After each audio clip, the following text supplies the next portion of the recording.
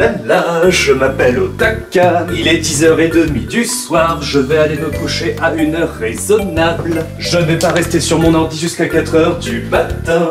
Je ne vais pas faire comme les autres otaku. J'ai réglé ma montre à l'heure de Tokyo. Et tout ça bien sûr parce que demain, il faut que j'aille à une convention. Hé, attends, raconte-nous une histoire. Oui, raconte-nous une histoire. Qui a parlé? Par ici.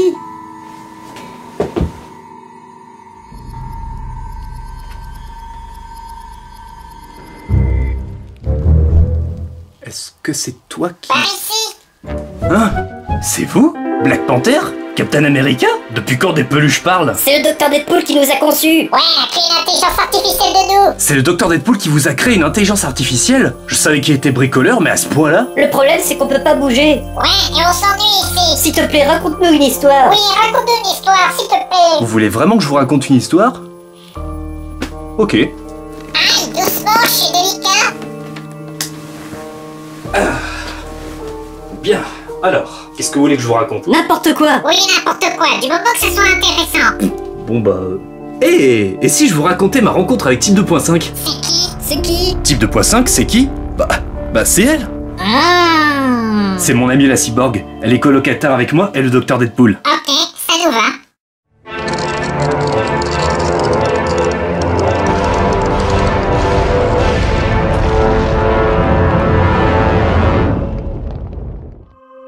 Donc, pour vous expliquer comment je l'ai rencontré, il faut d'abord revenir loin en arrière dans le temps. Quoi? Quand le papa insère la gueule dans le trou de la maman? Non, pas si loin.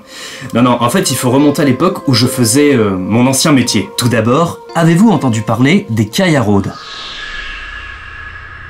Les Kaya-Road sont des diamants de couleur violette qui sont extrêmement rares. Et le truc, c'est qu'on ne sait même pas où les trouver. Chaque fois qu'on en trouve, c'est complètement par hasard. Et pas forcément dans notre univers en plus. Ces diamants ont la particularité suivante. Dès qu'il y a deux morceaux qui se collent entre eux, il y a un portail dimensionnel qui s'ouvre. Un portail qui peut mener n'importe où. Un portail par exemple qui relierait la planète Terre à la planète Mars, ou bien la planète Terre à un monde fictif, comme par exemple Star Wars. Et il faut savoir que ces portails, ils ont une particularité. Il y en a des tas et des tas qui s'ouvrent au hasard dans l'univers. Tout ça parce qu'apparemment, il y a deux Kaya-Road qui se forment naturellement à certains endroits, qui se touchent et qui forment des ouvertures. Et moi, mon ancien boulot, ça consistait à refermer ces portails qui s'ouvraient n'importe où sur Terre. Parce que cela mène vers un monde dangereux ou pas, on s'en fichait, il fallait refermer. Parce que dans la société où j'étais, on avait peur que des portails dimensionnels créent des trous noirs s'ils restaient ouverts trop longtemps. Bon, depuis j'ai découvert que c'était bidon, mais bon, je vous expliquerai une autre fois pourquoi. À l'agence, nous étions équipés de lunettes spéciales. Comme les portails sont invisibles à l'œil nu, ces lunettes nous permettaient de les voir. Et nous étions aussi équipés d'appareils téléporteurs constitués de deux Kaya-Road. Car quand on colle ensemble à main nue deux morceaux de Kaya-Road, cela nous téléporte précisément à la date et le lieu auquel on pense. Enfin bref, des tout petits appareils comme ça. Moi j'appelle ça des clickers. Hé, tu as cliqué là? Pourquoi tu t'es pas téléporté? Oh ça? Eh bah parce que tout simplement dans ma tête j'ai fait le vide et j'ai pensé à rien du tout. Oh, d'accord. En tout cas, grâce aux clickers, il existe une infinité d'endroits où vous pouvez vous rendre. Vous pouvez vous téléporter n'importe où sur Terre, n'importe où dans le temps. Vous pouvez aussi vous téléporter dans des fictions de votre choix, et aussi dans d'autres dimensions parallèles. Parce que oui, il existe une infinité de variantes sur notre réalité dans d'autres dimensions. Par exemple, il existe une version de moi où je possède un perroquet, une version de moi où j'habite en Angleterre, une version de moi où je serais mort d'un accident à l'âge de 15 ans, une version fille de moi, et c'est déjà arrivé que j'en rencontre une, mais bon, ça, c'est une autre histoire. Et une fois, j'ai même rencontré une version lapin crétin de moi. Lapin crétin? Mais alors, si je comprends bien, ça veut dire qu'il existe une version de toi où tu n'es pas moche à tel point d'être obligé de te cacher derrière un masque? Ouais. Et il existe une dimension dans laquelle toi t'es intelligent. Waouh, comment il t'a cassé? Bref, pour des raisons qui seraient un petit peu longues à vous expliquer, j'ai dû quitter mon ancien travail. Mais ce qu'il faut savoir, c'est que depuis l'époque où je bossais à mon ancien travail, j'étais fan des conventions cosplay. Je suis allé dans des conventions de 2012 jusqu'à 2014. Et toujours cosplay en Deadpool. Parce que oui, j'étais fan de Deadpool, j'ai lu plein de comics sur lui, et j'avais qu'un rêve, c'était qu'il y ait un film qui sorte sur lui pour que le monde entier le connaisse. Et comme j'avais envie que plein de gens le connaissent, eh bien, me cosplayer en Deadpool en convention, ça suffisait pas. Il fallait que je fasse quelque chose pour toucher encore plus de monde. Donc, à l'occasion de la Japan Expo Sud 2015, j'ai lancé une chaîne YouTube, dans laquelle je me cosplayais en Deadpool, et où je filmais les cosplays des conventions.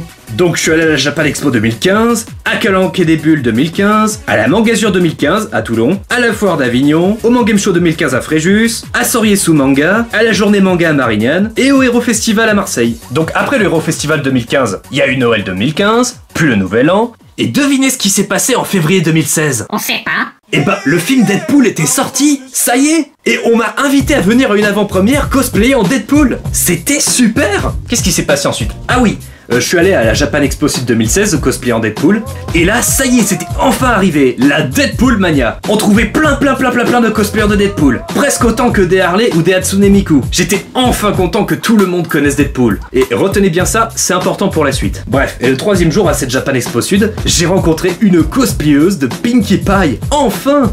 Quoi? Vous voyez pas qui est Pinkie Pie? Non, on voit. Pinkie Pie de My Little Pony. Je regarde mon petit poney. My Little Pony, nuance. Vous voyez comment est Deadpool? Eh bah Pinkie Pie c'est un petit peu son équivalent féminin et en poney, à la seule différence près qu'elle ne tue pas les gens, du moins dans la version officielle. Je crois que tu t'égares. Oh non, croyez-moi, retenez bien, c'est important pour la suite. Donc après avoir rencontré cette Pinkie Pie et avoir vu en convention qu'il y avait beaucoup trop de Deadpool, bah du coup être en Deadpool c'était plus très intéressant pour me faire remarquer. Alors qu'est-ce que j'ai fait? Bah j'ai fait une vidéo dans laquelle je montrais que j'avais créé un nouveau costume et pris un nouveau pseudo, Otakam, dérivé du mot otaku. Et c'est à l'occasion de la Mangasure 2016 que j'ai parlé de mon pouvoir de téléportation. Par contre, j'avais pas encore mentionné à l'époque qu'il s'agissait du clicker. Et comme mon outil de travail me permettait de me téléporter dans les fictions, ah bah c'est ce que j'ai fait. J'ai fait plein de voyages. Attendez, je vais vous expliquer ça en dessin. Donc, je suis devenu une carte dans le jeu Cardfight Vanguard, j'ai échangé mon masque avec Zachary dans le jeu Off, je me suis fait ami avec Tsuyu de My Hero Academia et je lui ai fait faire des balades, j'ai rencontré Matoki, la mascotte du groupe de K-pop BAP, j'ai été accueilli dans le manoir de la famille Phantom Hive dans Black Butler, j'ai rencontré Lucky Luke, qui m'a troué le masque, et je me suis même transformé en titan dans Shingeki no Kyojin. Quoique non, attendez, ce dessin il est trop moche, attendez je vais le refaire. Et hop, voilà, là c'est mieux, j'adore les pixels. Mais bon, le fait que je ne puisse plus me transformer en titan, ça, c'est une autre histoire. Mais si tu es apparu dans toutes ces fictions, comment ça se fait que lorsqu'on regarde ces fictions en question, on ne te voit pas toi? Ah, mais ça c'est parce que je fais exprès de me téléporter dans les versions parallèles de ces histoires originales. Celles où je suis sûr de ne pas influencer l'histoire principale. Oh, c'est dommage, tu devrais faire ça pour changer certaines histoires. Ouais, comme par exemple la saison finale de Game of Thrones. Ou empêcher Tony Stark de mourir dans Endgame. Ouais mais non les gars, cherchez pas. Je laisse les fictions telles qu'elles sont, tout comme j'évite de me téléporter dans le temps. Bref, juste après la Mangasure 2016, c'est là que je l'ai rencontré, lui. Qui donc? Poupoule. L'autre Poupoule. Je l'ai rencontré lors d'une journée d'orage.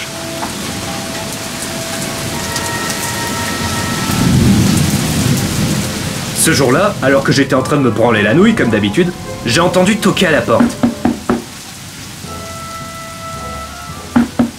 Il s'agissait en fait de moi, mais venu d'une autre dimension. Une dimension dans laquelle j'avais gardé mon costume de Deadpool, mais dans laquelle je n'avais jamais créé le costume d'Otakam. Salut à toi mon cher Dou. Bonjour. J'ai plein de choses à te raconter, puis-je entrer? Ce double de moi-même, qui avait la même voix que moi et qui refusait de montrer son visage, avait quitté sa dimension pour venir vivre dans la mienne. Il voulait que je l'appelle Dr Deadpool, ou bien Poupoule pour les intimes, car il avait le même pouvoir de régénération que le Deadpool des comics, et en plus car c'était un génie scientifique. Il était capable de construire des tas de trucs incroyables. Pour me montrer qu'il disait pas de la merde, il a pris un de mes pistolets Nerf et l'a transformé en gun de Duck Hunt qui marche pour de vrai, comme dans le jeu. Il me l'a même fait essayer. Vas-y Doc, envoie les canards. En bref, j'ai compris que Dr Poupoule, il est la fusion entre moi, Deadpool, et Rick de Rick et Morty. Waouh, il est badass! Et il m'a dit qu'il fallait absolument que lui et moi on vive en colocation, parce qu'il a dit que dans la version de la réalité où lui et moi nous sommes en colocation, ma chaîne YouTube aurait du succès. Alors je sais pas s'il dit la vérité ou pas, mais moi je trouve que ça vaut le coup de le savoir. Bon, il arrivait que le Dr Deadpool fasse quelques bricoles dans ma chambre, y compris dans le reste de la maison, mais bon, perso je m'en foutais parce qu'il était capable de réparer mon ordinateur, ainsi que rétablir la connexion internet à coup sûr. Et il avait même son propre clicker avec lui, et il était capable même d'en construire. Du coup, c'était pratique de l'avoir en colocation. Alors du coup, je l'ai laissé devenir mon colocataire. Comme ça m'a permis de faire des vidéos en tant que Otakam et d'avoir Deadpool dans les vidéos. Comme ça, les gens qui étaient habitués à me voir en Deadpool, bah ils étaient pas dépaysés. Du coup, la dernière fois que j'ai dû sortir mon costume de Deadpool, c'était à l'occasion de la journée Otaku à Marseille. Et après, je ne l'ai plus jamais ressorti en convention. Bref, juste après ça, je suis allé au Médiéval de Brignoles 2016 et là-bas, j'y suis allé avec mes amis, la compagnie du Téton Hurlant. C'est moi qui ai fait leur logo. Et juste après les Médiévals de Brignoles, devinez ce que j'ai retrouvé dans mon jardin. On sait pas.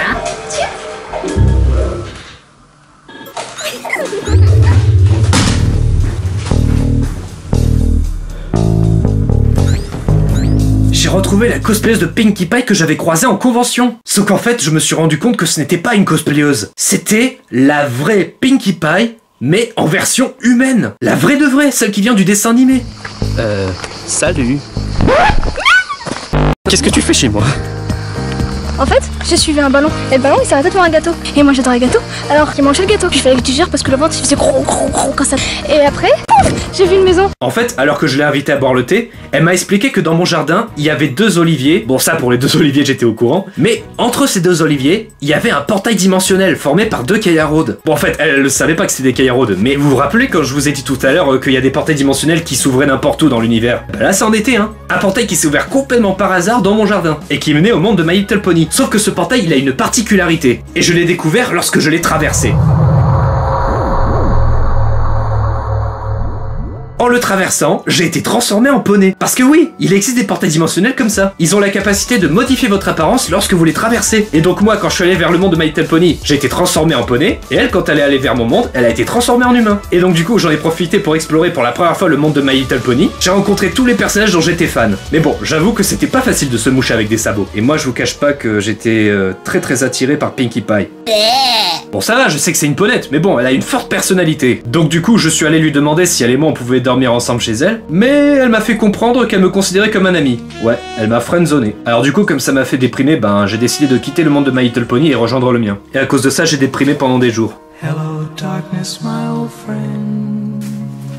Et comme je déprimais beaucoup, Dr Deadpool, il a voulu m'aider. Il a décidé de m'envoyer en mission pour me changer les idées. Je crois que j'ai une petite mission pour toi. La mission consistait à récupérer un petit appareil dans le laboratoire d'un savant fou allemand nommé Dr Choucroute. Docteur Choucroute, ah ça c'est un nom allemand. Apparemment, ça se situait dans un monde parallèle. Bon, alors voyons voir. Le Dr Deadpool m'a dit que le Dr Choucroute vit dans une cabane qu'il a transformée en laboratoire. Ouais, apparemment c'est ici. Bon, voyons voir c'est de plus près. En plus, il paraît qu'il vit avec des personnes qu'il a transformées en rats de laboratoire, et sur lesquelles il fait des expériences génétiques mystérieuses. Mais... ah bah dis donc, ils ont de drôles de tronches. Ah, ils sont bizarres. Ouais. Ah d'ailleurs, ça ressemble à quoi déjà la machine que je dois récupérer? Ah ouais d'accord, c'est donc ça. Oh putain, ça il est sorti. Voyons voir la tronche qu'il a. Est-ce qu'il est moche? Ah ouais. Alors là, d'habitude on dit que l'habit ne fait pas le moine, mais lui y a pas de doute, c'est bel et bien un savant fou. Ah, ça se voit qu'il est malsain. En plus, pourquoi il modifie les gens comme ça, lui? C'est quoi son délire, sérieusement? En plus, ces pauvres rats de laboratoire se font d'excellents soldats pour ce grenard boiteux. Je me demande qu'est-ce qui... Oh, c'est quoi ce truc? Oh, ça c'est encore plus moche. Oh, mais c'est carrément dégueulasse. Oh, je sais pas pourquoi il les transforme comme ça, mais j'ai pas envie de savoir ce qu'il fait avec eux. Bon, restons concentrés, j'ai une mission. Je dois récupérer un objet dans sa cabane. Qu'est-ce qu'il y a? Mais il s'éloigne. Eh mais putain, mais on dirait que la voie est libre. Super.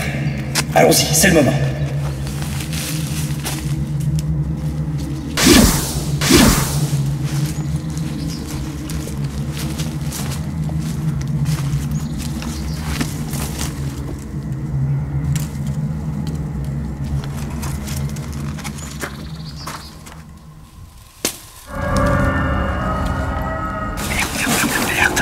Voilà! Va voir ce qu'il se passe dans la cabane!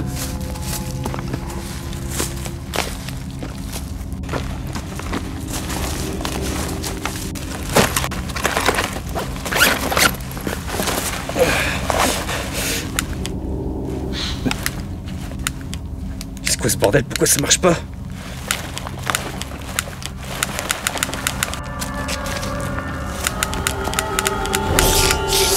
Oh merde! Ah! Rattrapez-le, bande de incapables!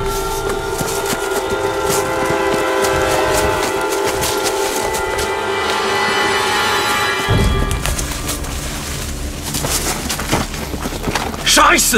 Il est trop rapide! Envoyez-le Wendigo!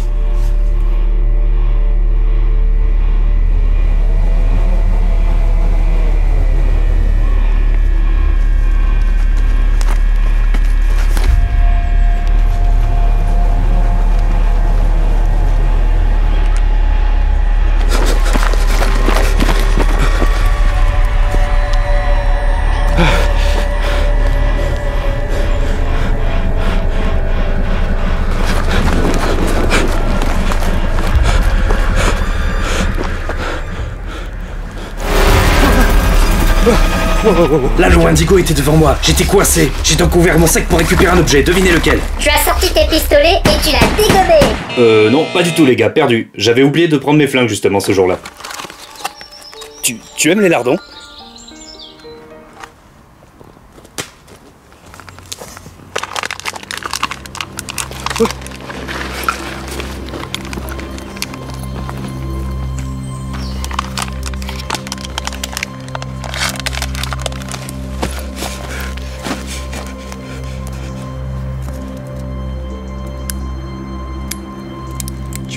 cacher, saloperie.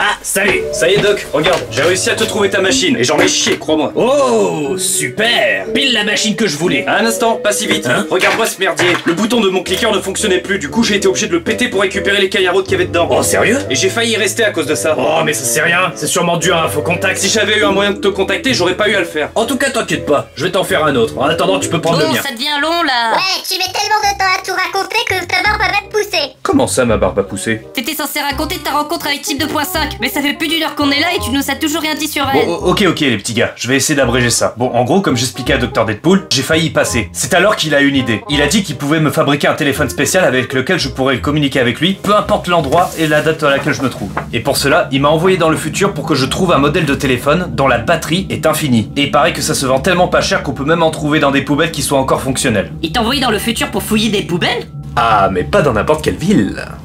J'ai été envoyé par Dr Deadpool dans le futur, dans une ville nommée Blacklight City, une ville qui se situe à peu près 300 ans dans notre futur. Dans cette ville, tout était multicolore, et il y avait énormément de bruit et de musique partout. Mais le plus étonnant, c'était les habitants. Ils étaient tous très différents, comme si on avait mélangé tous les genres qui existent. La ville LGBT par excellence. J'ai même aperçu une boîte de nuit spéciale Futanari. C'est des filles qui ont des sissi. Et non seulement j'ai appris que dans cette ville on pouvait changer de sexe à volonté, mais on pouvait même choisir des apparences animales ou des créatures imaginaires. Mais surtout je me demandais comment dans une ville aussi bruyante les gens faisaient pour dormir. Et là on m'a expliqué en fait qu'ils ne dormaient jamais, grâce à un système électronique qu'on leur avait tous installé dans la tête. Cela les maintenait éveillés 24 heures sur 24, ce qui fait qu'ils passaient 2 tiers de leur journée à travailler et l'autre tiers à s'éclater. En plus les mœurs sont bien plus en avance que les nôtres. On a presque le droit de tout faire et avec n'importe qui. Où que vous alliez, vous avez 90% de chances de trouver des partenaires consentants. Mais bon, moi j'ai pas perdu mon objectif de vue. Pour trouver ces fameux téléphones qui avaient une batterie infinie, j'ai dû aller fouiller les poubelles des quartiers les plus bas. Et c'est là que je suis tombé sur cette personne, Purple Dada. C'est une habitante de cette ville, à qui il était arrivé que des malheurs. Pour commencer, elle avait perdu ses amis, son travail et son logement. Et en plus, le système cybernétique qu'elle avait dans la tête l'empêchait de parler normalement. À cause d'une défaillance inconnue, elle était toujours bloquée sur la même phrase. Et elle m'a dit qu'elle n'en pouvait plus de vivre dans cette ville. Elle était trop bruyante, et comme son système cybernétique ne marchait plus, elle avait besoin de dormir, mais cette ville l'en empêchait. Bien sûr, elle avait écrit tout ça sur un petit carnet pour que je puisse comprendre. Du coup, je lui ai proposé un service donnant-donnant. Si elle m'aidait à trouver un de ces téléphones à la batterie infinie qu'on trouve apparemment dans les poubelles, je l'emmènerai à l'endroit le plus silencieux que je connaisse.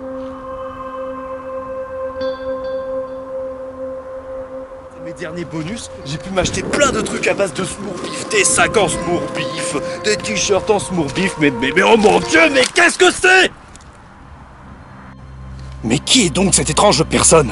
T'as une idée, toi? Je suis une femme normale, je suis une femme normale. Ici, c'est un Westland montagnard. Il devrait y avoir personne, aucun survivant. Il y a eu la guerre il y a 1000 ans.